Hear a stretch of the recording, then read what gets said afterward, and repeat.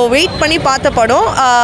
இதோட main twist நீங்கள் எப்போ எதிர்பார்க்கலான்னா இன்டர்வெல்க்கு அப்புறம் பத்ரான்ற ஒரு கேரக்டர் அமேசிங்காக பண்ணார். நான் அப்படியே ஒரு நிமிஷத்தில் இப்படின்னு பார்த்தேன், என்னப்பா இப்படி பண்ணியிருக்காங்க அப்படின்ட்டு.